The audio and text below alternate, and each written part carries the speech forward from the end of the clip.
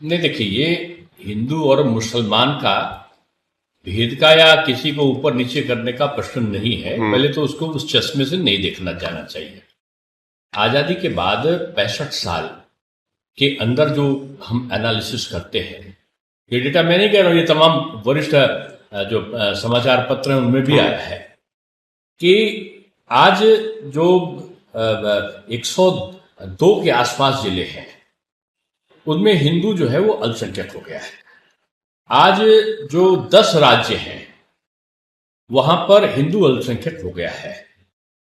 और यही नहीं, एक मानक होता है स्त्रीकरण का, वो मानक होता है कि जनसंख्या जो आज जितनी है, मानो 140 करोड़ है, तो कम से कम इतनी हो, तो इसके लिए मानक ये होता है कि उसको 2.1 का मानक है कि कम से कम इतनी होनी चाहिए, यानी एक घर में 2 से ज्यादा बच्चे होने चाहिए। लेकिन भारत में जो हिंदुओं के जो रेशियो है वो है 1.9, 1.9। तो इससे क्या है कि वो लगातार आबादी गिर रही है, और जो सीमांत प्रदेश है उसमें तो तमाम में अब हिंदू कुछ जगह तो 1-2%, 3% रह गया है।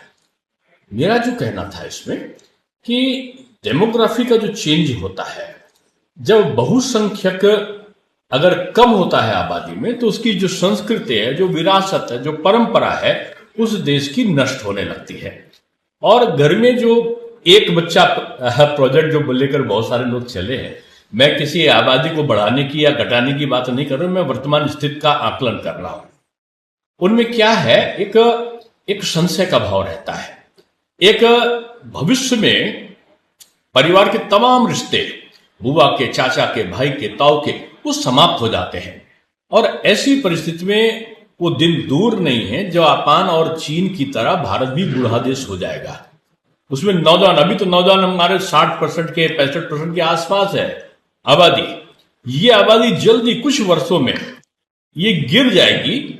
और जो 1 चाइल्ड सिस्टम लोगों ने शुरू कर दिया है, तो इससे एक तो माता पिता का आशंका का भाव रहेगा जिंदगी भर, बच्चा तरक्की करने में भी 10 बार सोचेगा, और कोई रिस्क उठाने की क्षमता भी उसमें नहीं होगी, और तमाम रिश्ते भविष्य की, यानी जो सुरक्षा कवच बनते हैं रिश्ते, वो समाप्त हो जाएंगे।